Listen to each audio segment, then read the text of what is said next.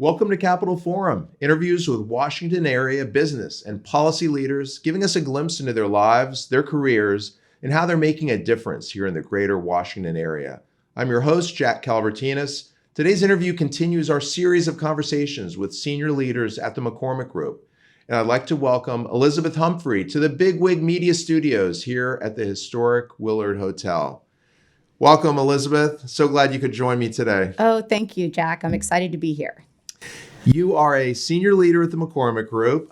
You oversee the government affairs and the nonprofit trade association practice at the McCormick Group. And I look forward to a conversation today about your practice, about you, and about what you see happening the rest of the year sort of within this world. But first, I know you and I have talked about sports before, both sports fans. We're both long-suffering Washington football fans. Tell me just, what are you expecting this season? It's always such a big question mark with this crazy team. Yeah, absolutely. Well, like every year, I go into it with a lot of hope. So I'm excited. I'm always really excited until the first, the first 5 games, and then that hope starts to dwindle pretty quickly. So Elizabeth, sticking with sports, I know that you are from the Atlanta area and you are a proud Bulldogs fan. So congratulations on the Bulldogs winning the national championship last year. Yeah, thank you. It only took us, 41 years. So, never give up hope. Yep, and they're ranked number 1 going into this season. I know. I don't know if I'm excited about that or, I have a friend of mine who says it's always great to be number 2 going in, but I'm going to take number 1 since we haven't been able to do that for a long time. Well, watch out for Little Wake Forest because my school, Wake, is looking to go to another bowl game, and they've got their returning quarterback who, was a star in the ACC. So I know it's not the SEC, but, they're the little train that could. Absolutely. But let's switch now to executive search because that's what you've really dedicated so much of your career to. And like myself, you were a presidential appointee, in your case, in the Clinton administration. Tell me about the transition from going from a presidential appointee to this world of executive search. Yeah, a great question. So obviously, I actually made the transition right out of the Clinton administration into executive search. I was talking to somebody at a cocktail party, and she happened to be a head of HR, and she was talking about what sort of positions they were hiring for. And, she said, you should talk to my recruiter. Mm-hmm. And she referred me to her outside recruiter. And I was talking to them about opportunities. And I thought to myself, this sounds really fun. Like, I want that job. Mm-hmm. So fast forward, 4 weeks, I was working at the McCormick Group. Wow. So I've been there ever since. So that's a long time, 20 plus years. But I love my job. I love it for multiple reasons. I'm a big talker. I like to use that term lifelong learner. And honestly, in my job, I literally learn something new every day. So it was a nice transition. It made sense, I thought, for my career and continues to be just something I love. Tell me about the whole sort of dance of understanding a candidate and why that person wants to leave and why they want to join the firm, and yet trying to keep the client, satisfied in terms of what they're really looking for, because you must be dealing with that every single day, and it must take a lot of knowledge, perspective, intuition to really get that right. Well, I have learned, and it took me a while to learn, to always trust my gut on both sides of the table, whether it's a candidate or a client. So I always lean into my gut. But one of the things that I'm really big on is not depending on that position description or, from a candidate perspective, the resume. What's important for me is to really hear about what success looks like from the client, and then really being able to talk to the candidate about, here's what my client's looking for. Tell me about how you've done this, how you could do that, and then being able to go back. I learned from a colleague of mine, we represent people, not paper. And, you can use that on both sides. And that's really served me well. That's great. And my clients. Going back to your political and policy experience, I've always really been impressed with how bipartisan that the McCormick Group is. Talk to me about that. Well, that's a great point.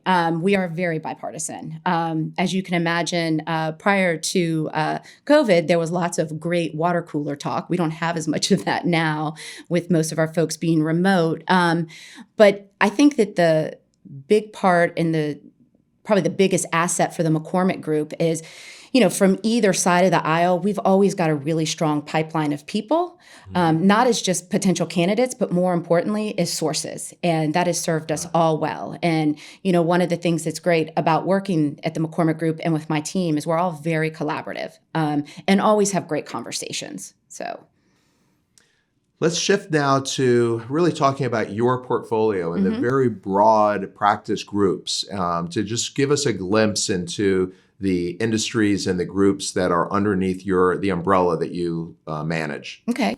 So I oversee our law, government affairs, association, nonprofit, and healthcare practice group. Oh my God. So it's big.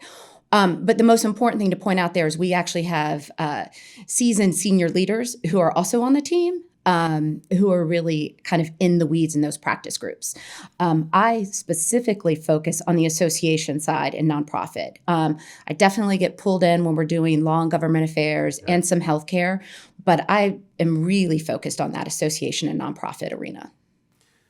Let's stick to associations. Okay. I used to work for one for 7 years. What makes trade associations and other nonprofits sort of unique when you were working with them versus, say, corporate or government clients? Well, I almost feel like the lines on those are a little blurred now. I think that they were a little bit more specific in earlier years because I feel like if you were an association, you were always going to be an association. But now it's interesting on the corporate side. All these big companies that are here now really see the attributes that people who have had association experience sort of bring. And so it makes them a little bit more interesting, if you will, to the corporate side. But I think that the great thing about the associations and being here in DC is that, this is the epicenter of our country. It is the heartbeat. And when you think about all of these industries, this is really where they go to make decisions. And those associations are invaluable, to their members. I'm so glad actually to hear that there's that kind of increased awareness from business leaders that are making decisions because the world of trade associations, even though, as someone once said, all of us as people usually belong to, and we don't even realize it, 3, 4, 5, 6 different nonprofits. You don't think of it that way. You don't think of your school alumni association or you think about AAA, but we all belong to associations. But so many times people minimize their value, even though other than the government, this is the number one industry, government, tourism, and trade associations and nonprofits here in the Washington area. Absolutely. So it's good to hear that. Yeah, absolutely. And also, the other thing that's really creeping up too here, and we've seen it over the last, 15 years, is the whole healthcare industry. And, how it's really marrying beautifully into the association and the law and government affairs arena. So that's been a huge plus for us too.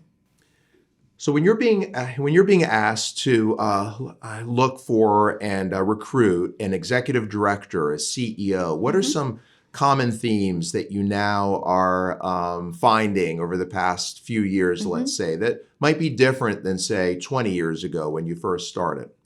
Yeah, another awesome question. So I think, leadership is always really important, right? I mean, everybody says we're looking for a leader, and I think that's definitely true. I think that over the last few years, a few things have changed. Diversity is important to everybody. So, we're always trying to make sure that we're tapping our, diverse pipelines. The other thing that's really on the rise is leaders who can thrive and change. Really being able to, I'm going to use that overused word pivot, not just for your organization, but for your members. So I would say those are the real big things. And then, this whole idea of bipartisanship is huge, really huge right now. And I think that that's going to continue, as we move forward.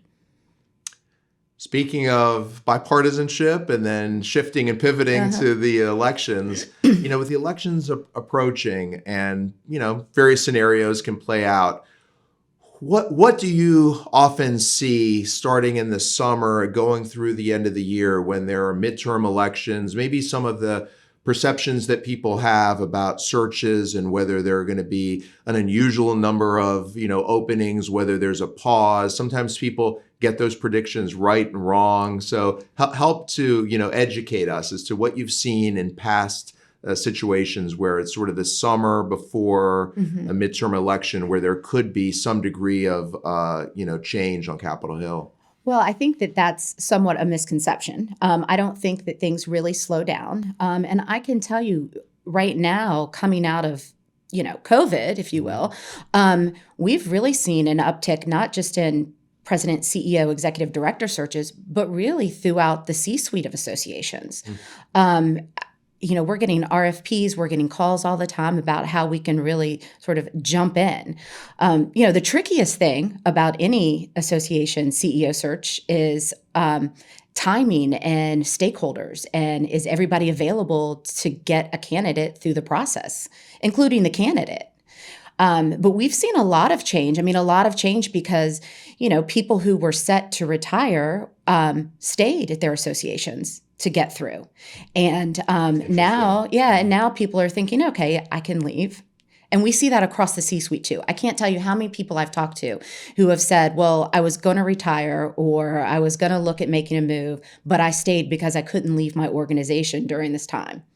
So that is fascinating because people talk about, the great resignation and people shifting, but that's so interesting to hear how people stayed and now is a time where people are making this decision, and therefore in terms of executive search, that's good for you all. Yeah, I mean, a lot of it too is certainly heard that term, the great resignation, but I really look at it as sort of the great reinvention or reorganization, because everybody's having to think about leadership, human capital, how they're going to lead, how they're going to manage and mentor, and all those other exciting pieces. So, like I said, I think that there is going to be a big change in associations and will continue, but I don't necessarily think it's going to be driven by the midterms.